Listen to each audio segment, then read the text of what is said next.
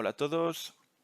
Abrimos hoy una serie de podcasts llamado Fútbol, los judíos y otros asuntos, una serie del Centro de Estudios del Judaísmo Contemporáneo en colaboración con la Secretaría de Prensa de la Universidad de Tel Aviv. Y como pueden ver, se publica poco tiempo antes del comienzo del Mundial de Qatar. Nuestro primer invitado es Uzi Dan, comentarista de fútbol mundial, el más veterano del periódico israelí Haaretz. ¿Cómo estás? Muy bien. ¿Emocionado? Claro, siempre. El mundial es lo más, sobre todo para ancianos como nosotros, para los que el fútbol de selecciones era lo más grande. Quizá los jóvenes de ahora pues ven el fútbol de clubes, la Champions, como algo de más nivel y por tanto más importante. Pero para gente de cierta generación, entre la que ya pues estamos nosotros, el mundial es lo más grande, lo más. ¿Y cuántos mundiales llevas? ¿O cuál fue tu primer mundial? Pues mira, el primero fue en el viaje después del ejército. Pues México en el 86 como aficionado, como periodista, pues Francia en el 98, luego Sudáfrica, Brasil y Rusia, así que será mi quinto mundial como periodista, si Dios quiere. ¿Ya estás preparado para Qatar? Algo así. ¿Es diferente que hacer las maletas para Rusia? Pues antes de nada, este mundial es muy diferente, sobre todo porque es en un solo sitio. En Brasil tuve 9 viajes en un mes. Y aquí tenemos la ventaja de estar en un solo sitio, en un solo hotel. Quizá resta la singularidad del torneo. Y aquí estaremos todos juntos, también aficionados. Aparte tenemos el asunto de la propia Qatar, un mundial en invierno. Y hay que recordar que esto pues no debía ser así. Los mundiales siempre son en junio o julio. Qatar se comprometió a que no hubiera problema, que cerrarían los estadios. Esto último sí podría hacerse, pero los aficionados están dentro 2 horas sentados y fuera en la calle 50 grados, pues no es posible. Y se tomó una decisión tardía, 5 años después de darles el Mundial, de cambiar la fecha. Y yo estaba seguro en aquel momento de que los grandes clubes europeos, la UEFA y tal, se plantarían para que se hiciera en otro país o cambiar otra cosa. Y al final esto no pasó, porque es que ya sabemos qué es lo que mueve el mundo. Lo segundo sería el amor y lo primero, pues el dinero. Por no decir la corrupción. Es una historia triste. Sí, este mundial es la cima, la cúspide diría el capitalismo depredador. Es un deporte que surgió y se desarrolló en la clase obrera. Sobre todo en Inglaterra el cricket era el deporte de la aristocracia y el rugby, del cual salió el fútbol, pues era deporte de la clase obrera y de ahí llegó al resto del mundo. Y dada su popularidad, pues a medida que pasa el tiempo, cada vez hay más dinero, retransmisiones, merchandising, y sabemos que cuando entra dinero, pues, bueno, Maradona, basta pensarlo, en su momento costó 5 millones de dólares. Y hoy, por ejemplo, pues Manoj Salomon, no por faltarle al respeto, y también hay que calcular en la inflación, pero costó algo parecido. Así que podemos ver lo que ha pasado y vemos que cuando hay mucho dinero, pues no solo mucho dinero, sino también de dónde viene. Sí, al principio entró mucho dinero, diría en sí del capitalismo en general, pero es algo que sigue aumentando, que sigue creciendo. También tenemos la ley Bosman en el 96 que cambió muchísimo el fútbol. Hasta ese momento las selecciones eran lo más importante porque los clubes podían tener 4 o 5 extracomunitarios. Y vemos, por ejemplo, pues la Juventus, que tenía a Platini, a Boniek, a 2 o 3 de ellos, pero aparte de eso era como la selección italiana. Pero hoy tenemos el Chelsea, el Madrid, el Barcelona. Dado que cualquier ciudadano de la Unión Europea cuenta como nacional y que cualquier argentino o brasileño tiene un bisabuelo español o italiano, consigue pasaporte y al final pues pasa lo que pasaba antes con el Arsenal o el Chelsea, que sacaban alineaciones sin un solo inglés. La base de esto es el dinero. Y como comentabas, más adelante entraron también pues jeques del Golfo Árabe, entraron oligarcas rusos. Además, esto sería una forma de legitimar un régimen corrupto. En este caso no solo corrupto, sino terrible con los derechos humanos. Es cierto. Y en este caso no creo que pueda ser peor aún. El próximo mundial también será en Estados Unidos y Canadá. Pero bueno, el mundial de Alemania en 2006 y después el de Sudáfrica, pues la votación tampoco fue limpia. En Brasil 2014 no tuvo ciudad competidora, así que pues al final le dieron el mundial porque no había competencia. Pero cuando se dio los mundiales a Rusia, a Qatar, pues hubo muchísima corrupción. Platini, presidente de la UEFA, fueron denunciados por el comité de ética.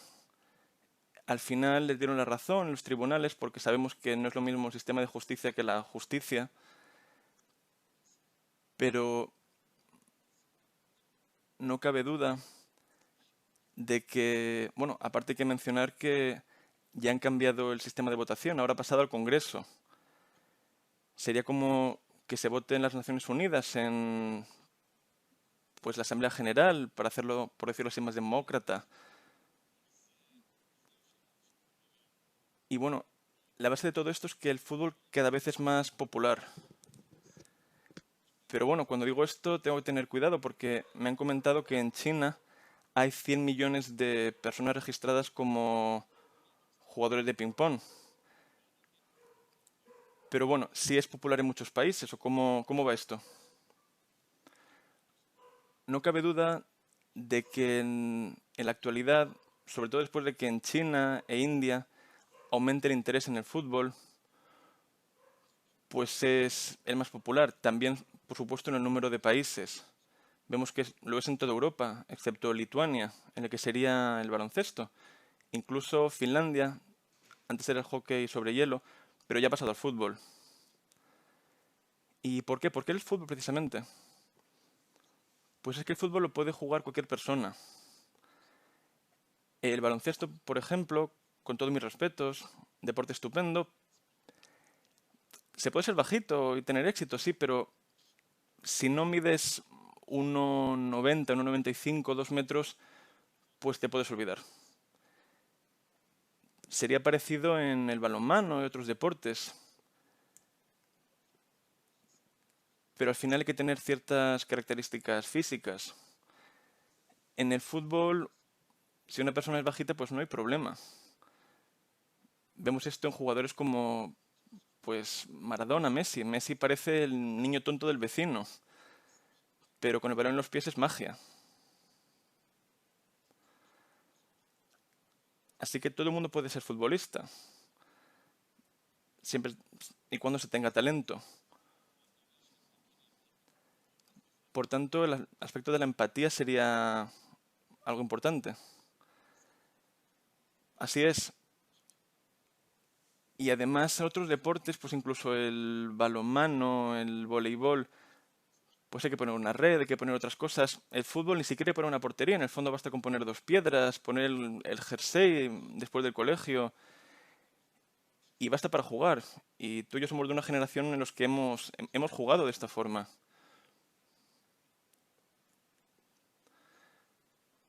Además es algo natural, un niño ve una piedra por la calle y le sale natural dar una patada. Es comparable a correr, a saltar, algo casi impulsivo. Si te pidieran que escribieras un libro sobre los 150 jugadores de fútbol mejores de la historia, ¿a quién elegirías como número 1? Pues como número uno, sin duda elegiría Pelé. Aunque hay personas que dirían que Maradona, Cruyff o incluso Messi, Ronaldo, no hubiera problema. Pero, ¿por qué preguntas 150? Porque 100 no son suficientes. Pues hace no mucho me pidieron elegir a los 100 mejores de la historia. Algo que también pidieron a Pelé. Y Pelé, de hecho, eligió a 105. Y yo haría lo mismo. Utilizaría una lista muy parecida a la de Pelé. ¿Por qué Pelé? Pues Pelé lo tenía todo. También ganó muchísimas cosas. También cambió el fútbol. Él y Cruyff, pues, a ver, Maradona pues es increíble, tiene también una historia única, pero Pelé y Cruyff también cambiaron el fútbol desde el punto de vista de la perspectiva del juego. Messi, Ronaldo, Ronaldinho son jugadores increíbles, pero no cambiaron el juego.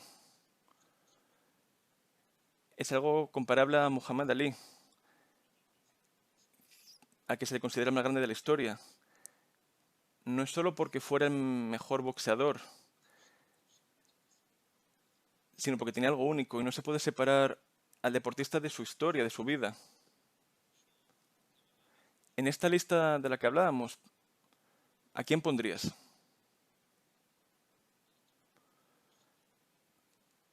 Judíos pondría muy pocos. Bueno, ¿hay o no hay? ¿Habría algún judío entre los 150 mejores? Pues a ver, dependería del volumen del libro. A ver, es que también si elegimos una alineación, pues siempre va a haber menos defensas, por ejemplo. En ese tipo de listas siempre hay más delanteros. Es lo que hay. Suelen ser jugadores mejores, más talentosos. Y aunque elijamos delanteros, también hay que elegir defensas.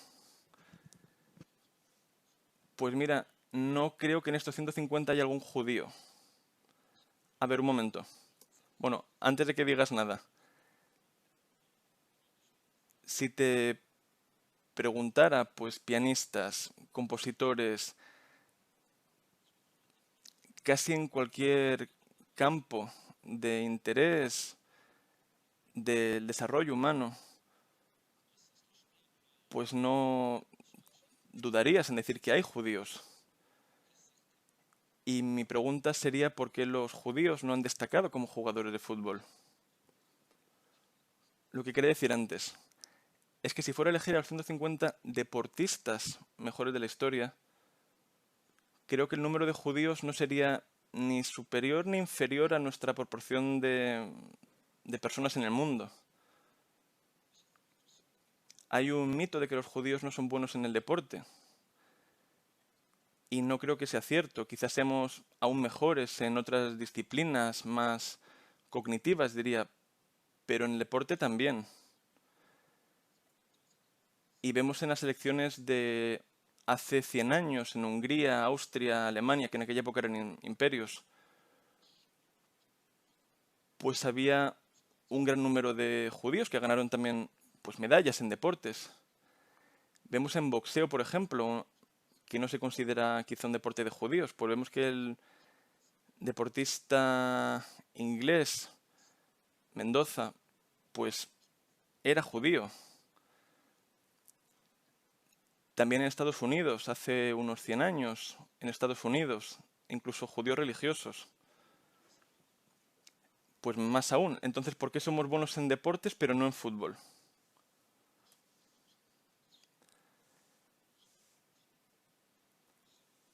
Pues este mito quizá venga del State o venga de Europa.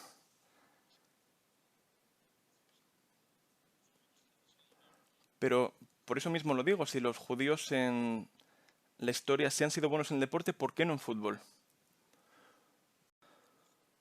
Pues a ver, en primer lugar, pues a ver, hay judíos y ahora hablaremos también con nombres. Vemos la COAG de Viena antes de la Guerra Mundial, también en selecciones de Alemania, que era imperio en aquella época. Pues creo que hay dos factores que tener en cuenta. En primer lugar, es un deporte muy popular y la pirámide es muy estrecha. Los judíos son 1 de cada 1000, 2 de cada 1000 en la población mundial. Bueno, pues mejor aún, porque en otras disciplinas sí destacamos. Bueno, pero es que otras disciplinas, pues por ejemplo, a ver, gimnasia, que hace poco ganamos 2 medallas de oro. Y te diré que estuve físicamente en Tokio, e incluso los periodistas de izquierda de Haaretz se alegraron mucho de las medallas de oro de Israel. Pero en gimnasia, por ejemplo, pues, bueno, ha habido tantas suposiciones en tu última frase que no sé por dónde empezar. Bueno, tienes razón. Pero bueno, hay un número determinado de personas que practican el deporte, que lo siguen, y llegar a ser medallista en judo, por ejemplo, pues es un deporte que no interesa a muchísimos países del mundo.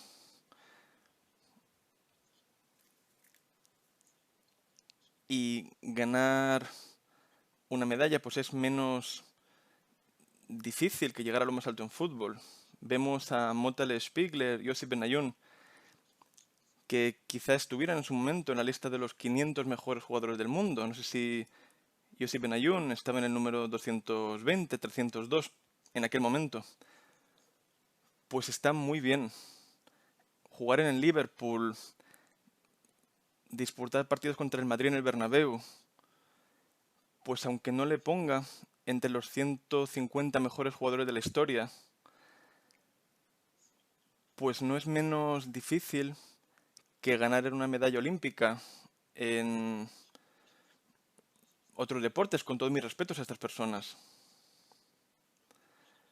Pero en realidad el deporte, el fútbol en Israel es un fracaso, porque al final es el deporte que interesa a los israelíes. Y vemos lo que Israel ha conseguido en comparación con otros países más pequeños, Dinamarca, Croacia, Islandia, país de menos de medio millón de personas. Pues es un fracaso. Bueno, es que hablas de Israel, pero hay diferencia entre Israel y los judíos. Y creo que el problema de Israel es la educación deportiva. Hay cosas en las que somos mejores, peores.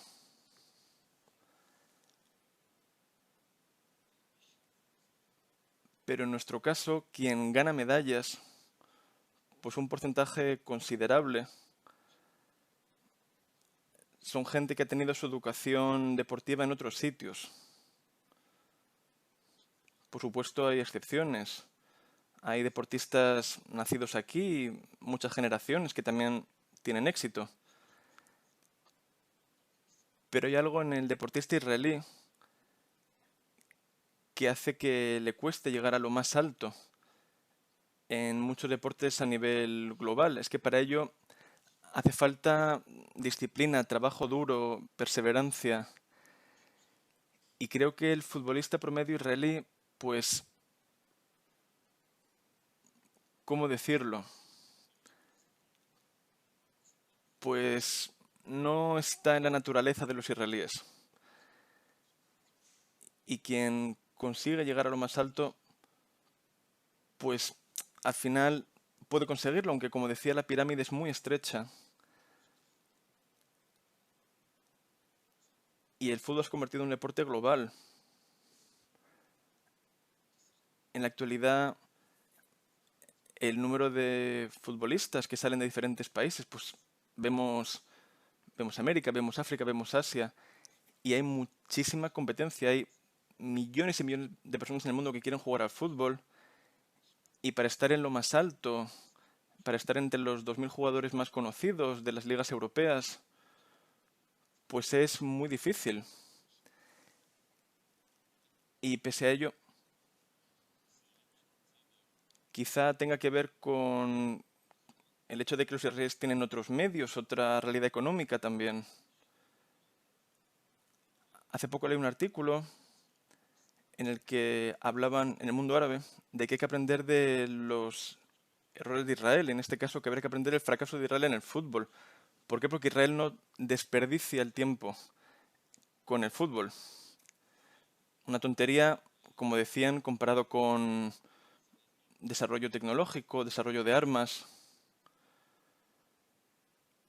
Pero bueno, el fútbol también trae consigo integración.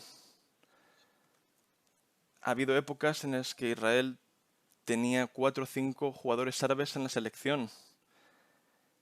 Y hace no mucho, pues, Vibras Natjo como capitán. Y no conozco muchos ámbitos en los que Israel mande delegaciones al extranjero con un 40%, digamos, de no judíos en el equipo, en este caso incluso con el capitán.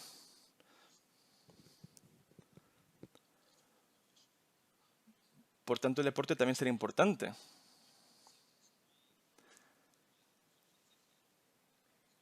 Creo que habría que reconocer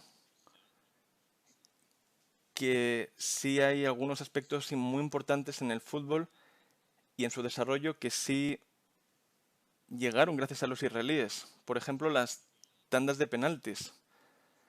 Y voy a explicar esto porque quizá haya gente que nos escuche que no sea amante del fútbol. Pero bueno, se sabe que muchos torneos, el hecho de que acaben con tandas de penaltis, pues es nuevo. Y creo que la realidad del mundial es diferente porque es que antes de que la idea de las tandas de penaltis entrara en este deporte, en primer lugar, los jugadores jugaban menos, tenían menos carga y por tanto podía haber un partido de vuelta. En la actualidad la carga es altísima y no sería posible tener un partido de vuelta. Y algo más, la televisión, las retransmisiones. Y es que a la televisión en general le encantan las tandas de penaltis. Y esto ha sido un invento judío, israelí. Y más importante aún, es que el inventor pues era periodista deportivo en Israel. Sí, no. Has comentado un par de aspectos muy ciertos. Como decías, efectivamente en torneos, si un partido acababa en empate, después de la prórroga, pues había un partido adicional, un partido de vuelta. Se podía decidir cuándo celebrarlo, con suficiente tiempo de descanso. Podía ser en un lugar neutral, a veces en el mismo sitio en el que se disputara el primer partido. Y la idea de los penaltis sí existía. En Yugoslavia, en Colombia, no era algo que estuviera en la constitución, digamos, del fútbol. Ya llegaron los Juegos Olímpicos. En aquel momento Israel llegó por primera vez a un gran torneo, aparte de los Juegos de Asia. Llegó un partido con Hungría 1-1. Encima, en este 1-1, el gol de Israel llegó justo al final, ¿verdad? Es verdad, sí. Y lo que habían era un sorteo. Pues sí, un sorteo. En aquel momento cogieron un sombrero y es algo que nos contaba un periodista deportivo israelí que estuvo presente. Y es que se ponía este sombrero en la otra punta del estadio, se metían 2 papelitos y era un partido de semifinal, o sea, que aunque se perdiera este partido, se podía disputar la medalla. En este partido dejaron a Spiegler que sacara el papelito y ahí ponía no. Mottale, con su forma de contar las cosas, pues contaba que quizá en los 2 papelitos ponía no. Bueno, pero el árbitro era francés, o sea, no habría motivo. No, no, que va, esto sería una conspiración. pero una forma terrible de decidir un partido. Una forma realmente cruel, diría, sí. Y vino alguien con una idea. Pues sí, Joseph Dagan, periodista deportivo, que también formaba parte de la Federación de Fútbol Israelí.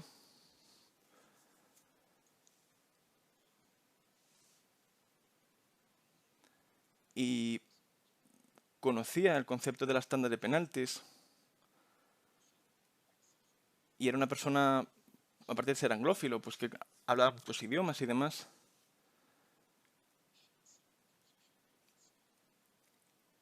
Y en aquel momento representó a Israel en ese torneo internacional y dijo que, pues que esto no era justo. ¿Y por qué no introducir la idea de los penaltis para decidir partidos? Hablaríamos de la Federación de Fútbol Israelí, ¿verdad? Sí. Pues sí, estuvo mucho tiempo en la Federación de Fútbol Israelí y en su momento, hace unos años, estuve en el Museo de la FIFA y me dejaron echar un vistazo al archivo y vi una carta escrita con máquina de escribir, con un par de errores, con tipex. Pueden entrar en la página web de Haaretz para ver este artículo.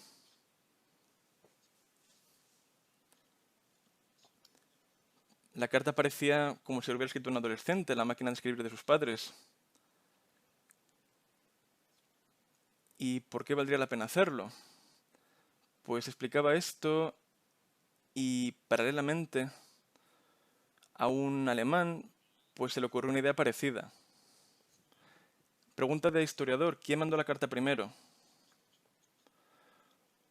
Pues no estoy seguro, pero estoy seguro de que fue la carta israelí la que influyó y finalmente convenció. Cuando dicen que Israel inventó los penaltis, no es que los inventaran, sino que fueron los israelíes los que hicieron que los penaltis, que la estándar de penaltis se convirtiera en un elemento fijo en los torneos. Y esto sería, digamos, gracias a ese empate y a esa derrota final. O sea que podría decirse que la mayor influencia de Israel pues fue este papelito, el no que sacó Spiegler. Pues sí, sería una especie de efecto mariposa, pero sí. Pero ha habido más judíos que han influido. Quizá que influyera más fuera Bela Goodman. Sí. ¿Por qué? Quizá cuéntanos algo sobre él. Pues Bela Goodman fue un judío húngaro, austrohúngaro, buen jugador del ACOAG de Viena, otros equipos. Llegó a la selección de Austria y hay que decir que en aquella época Austria, Hungría, Alemania eran las más fuertes de toda Europa, más que Inglaterra u otros países de Europa Occidental. Podría compararse al Brasil o Argentina de hoy. Ganó 2 veces competiciones internacionales y jugar en aquella época en Alemania, en Austria, sería como jugar hoy la selección de Francia, España, Brasil. Fue una persona que, bueno, era un buen jugador y luego se hizo entrenador. Y entrenó en muchos equipos en 10 países. Empezó en Hungría. Cuando los nazis llegaron al poder, pues dejó de entrenar. Después de la Guerra Mundial llegó a Estados Unidos. También entrenó en Sudamérica. Entrenó al Sao Paulo e introdujo el 4-2-4. Para quien no sepa qué es esto, pues hay 10 jugadores de campo, aparte del portero, y hay métodos de juego distintos, el 4-4-2, 4-3-3, con 4 defensas en este caso. Y en aquella época, pues el fútbol era muy ofensivo, a diferencia de hoy. Él desarrolló este sistema, el 4-2-4, lo llevó al Sao Paulo en Brasil y lo convirtió en un equipo que ganó muchos títulos en su país. E incluso la Gran Brasil del año 58, que ganó en Suecia, con Pelé, con Garrincha. Pues la base de su fútbol, aunque el entrenador fuera Vicente Feola, pues la base era de este europeo que llevó el método allí. Sería por tanto el paso a un fútbol más táctico, con menos pases largos. Pues parece raro decirlo, pero sí. Incluso con 4 delanteros fue un fútbol más defensivo. En aquella época había incluso alineaciones con 5 delanteros. No voy a entrar en detalle en nombres técnicos o nombres en inglés, pero quizá digamos que el número 7, típico, en aquella época era delantero. Goodman, por tanto, creó un fútbol más consciente, más táctico. Sería una intelectualización del juego. Pues sí, y después volvió a Europa, entrenó al Benfica en Portugal con Eusebio, quizá junto a Pelé, el más grande de los años 60. Bueno, y introdujo una maldición. Bueno, ganó 2 competiciones de clubes europeas. Se sabe que en los años 50 el Gran Real Madrid ganó 5 seguidas y luego llegó el Benfica. Luego siguió entrenando. En el tema de la maldición no voy a entrar, pero después de muchos éxitos, pues pidió un aumento de sueldo y no se lo dieron. Pues ya se sabe, un judío que pide que le suban el sueldo, hay muchas bromas al respecto. Otro ejemplo conocido y trágico sería Julius Eos. Ser futbolista no era seguro de nada en aquella época. Cabe decir que murió en Auschwitz. Bueno, desapareció en Auschwitz. A diferencia de muchas personas, pues cabe destacar que los nazis tenían un registro muy preciso de todo el que entraba ya en los campos de concentración. Y sí, se le reconoce como alguien que murió en Auschwitz, pero llegó allí y desapareció. En esa época era un jugador muy importante de la selección de Alemania. En aquella época había una gran rivalidad entre Holanda y Países Bajos. También hay que decir que luchó con Alemania en la Guerra Mundial. Pues sí, luchó con Alemania en la Primera Guerra Mundial. Estaba en el Karlsruhe, que en aquella época era un equipo muy importante. En aquella época no había liga nacional, sino que cada región pues jugaba entre sí. Y si cambiamos un momento de tema, el último mundial en el que ha habido presencia judía importante sería sería Argentina. Pues sí, en 2006 Pekerman, José Néstor Pekerman. No le gustaba mucho la idea de ser judío. También entrenó a Colombia. Y Argentina en aquel momento, pues no creo que fuera peor que Francia, que Italia, que acabó ganando en la tanda de penaltis. Irónico. Sí, sí, pues en aquel momento tanto el entrenador como el capitán eran judíos de Argentina. Hablaríamos de Juan Pablo Sorín, el hombre este con pelo largo, que no parecía judío, digamos. Pekerman, por cierto, no es que negara el hecho de que fuera judío, sino que no le gustaba que se lo recordaran. Por tanto, ha habido jugadores judíos que no eran malos, quizá no hubiera entre los 150 mejores. Estaría este Hirsch, que hemos mencionado antes.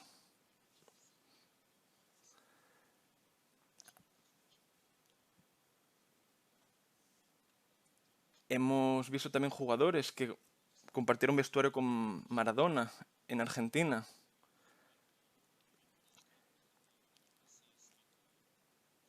Argentina es el tema de nuestro próximo podcast. Y bueno, voy a acabar con la pregunta de que quién quieres que gane, a quién llevas en tu corazón, digamos. Pues por Pelé, por el fútbol con el que he crecido, pues diría que Brasil. Me acuerdo de mi el primer mundial que vi, el gol de Brasil. Por tanto, yo estoy con Brasil. La cabeza me dice, digamos, que va a ganar Argentina. Es una selección estupenda. Hace poco ganó la Copa de América, después de muchos años. Bueno, no nos queda mucho tiempo, pero muchas gracias por esta charla y os invitamos a escuchar la siguiente serie de podcast. También en www.cst.tau.ac.il, también en traducción, si queréis enviarlo a vuestros amigos o familiares en otros países. Y muchas gracias por todo.